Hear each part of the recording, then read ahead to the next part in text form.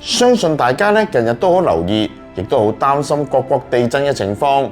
緬甸、泰國、菲律賓、阿富汗等等咧，都近排有地震出現，甚至有預言話嚟緊會有地震影響馬來西亞添啊，令到人心惶惶。今日我想以科學同埋地質學嘅角度，同大家分析一下馬來西亞嘅情況，理解下馬來西亞究竟潛在住啲乜嘢嘅風險，未雨綢繆，防範於未然啊！大家好，我係高爸爸，每一集我都會同大家分享一啲同馬來西亞有關嘅故事，所以大家記得多多嘅支持，分享俾身邊嘅朋友啊！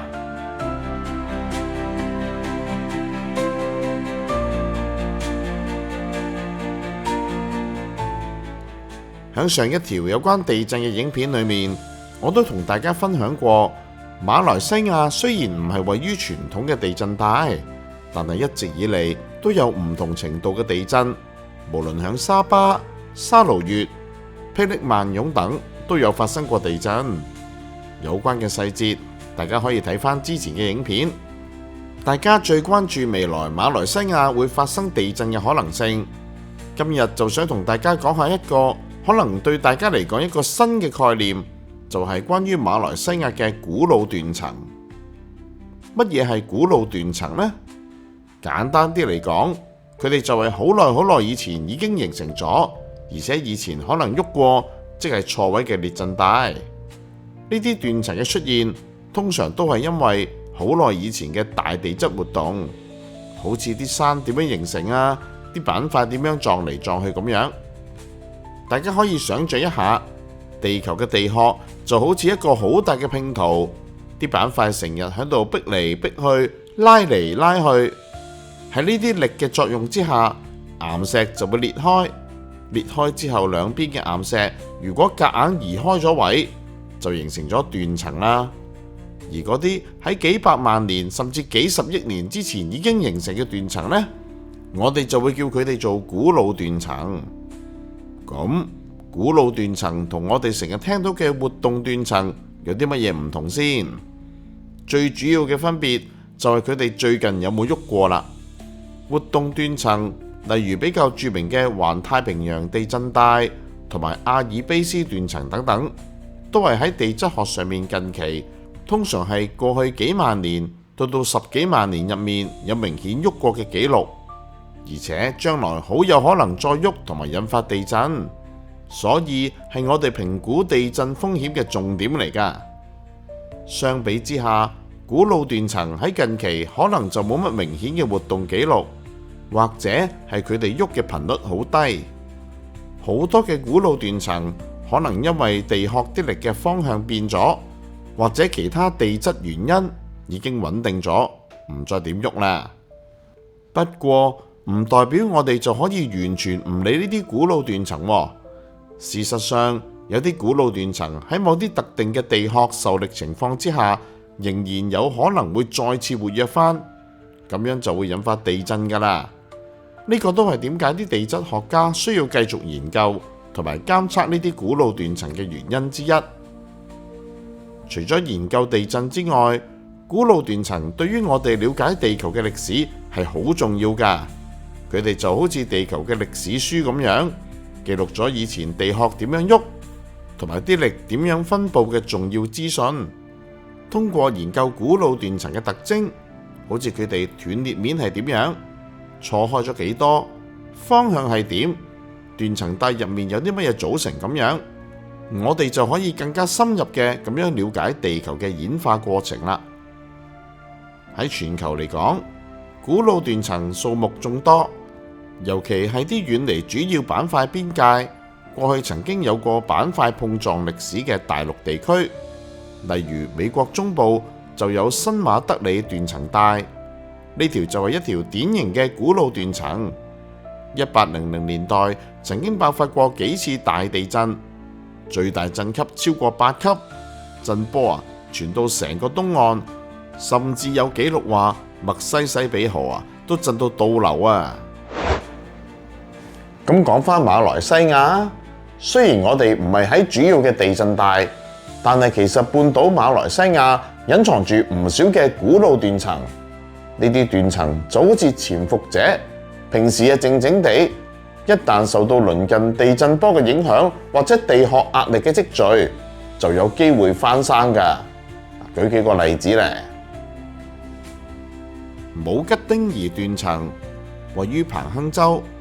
喺2007年同埋2009年都曾經錄得地震，最大震級達到3.5級。吉隆坡斷層帶緊貼住我哋嘅首都，專家話呢一帶好多樓都冇設計嚟應對地震，一旦有地震，後果可以好嚴重㗎。利柏斷層係位於彭亨嘅北部，芙蓉斷層就係響森美蘭州。根據自然資源、環境及氣候變化部提供嘅資料，如果附近有強烈地震發生，係有機會激活呢啲古老斷層，導致本地地震㗎。視乎斷層嘅大小，震級甚至可以達到6級添。馬來亞大學地質系副教授穆斯達法加馬蘇恩指出，馬來西亞地處巽他陸棚中心，周圍俾多個活躍板塊邊界包圍住，地殼壓力會不斷嘅積聚，最後可能喺古老斷層釋放出嚟，導致地震啊！喺亞洲地區，最近確實發生咗幾次重大地震，對馬來西亞都有警示作用。例如喺2025年3月28日，緬甸中部發生咗一次7.7級大地震，震央喺曼德勒附近，深度只有10公里。呢次地震發生喺活躍嘅實階斷層上面，呢條斷層係一條貫穿緬甸中部南北嘅巨大斷層，主要係印度板塊同埋巽他板塊之間嘅大陸右側轉型斷層，每年挖移大約18毫米。地震造成咗1700人死亡，3400人受傷。曼德勒大學都受到嚴重嘅破壞啊！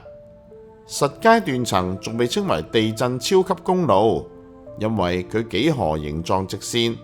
有機會觸發超剪切地震。所謂超剪切地震係一種斷層破裂速度極快嘅地震，斷層破裂就好似衝擊波一樣快速嘅擴散，係一種相對罕見但係可能造成更嚴重破壞嘅地震類型。2018年引發破壞性海嘯嘅印尼帕勞地震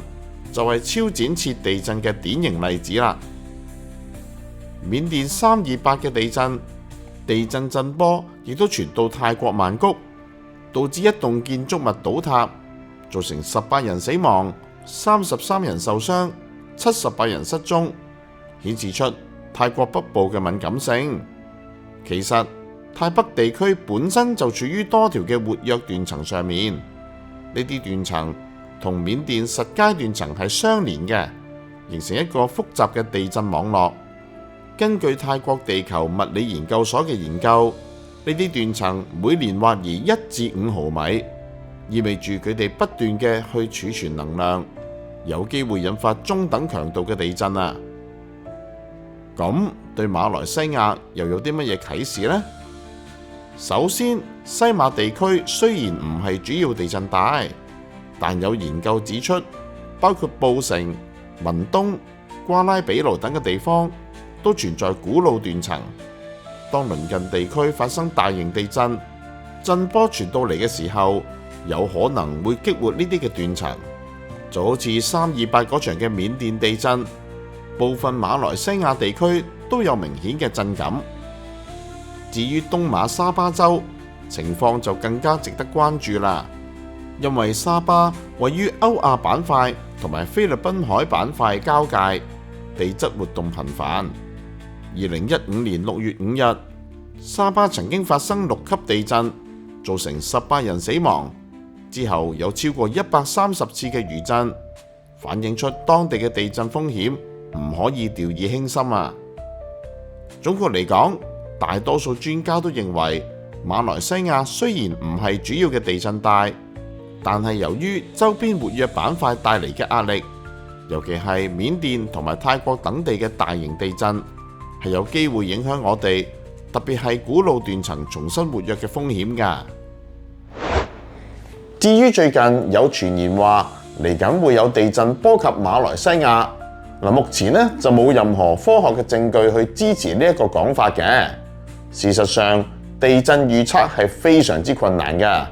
現時嘅科技根本係做唔到準確嘅去預測幾時同埋喺邊一度會發生地震，所以我哋唔應該輕信未經證實嘅預言㗎，應該係依賴官方機構提供嘅資料。我哋更加應該未雨綢繆，政府方面可以加強地震嘅監測系統，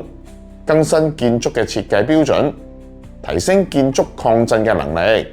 而市民亦都要提高對地震風險嘅認識，唔好單靠傳言或者社交媒體，反而要相信專業機構發放嘅正式資訊。最重要嘅係唔好等到災難發生先嚟準備，而係而家要開始行動，為將來做好打算，保障自己同埋家人嘅安全嘛。最後祝大家平安是福，我哋下集再見，拜拜。鍾意我哋馬拉谷 Family 嘅影片，記得訂閱我哋啦！多謝各位。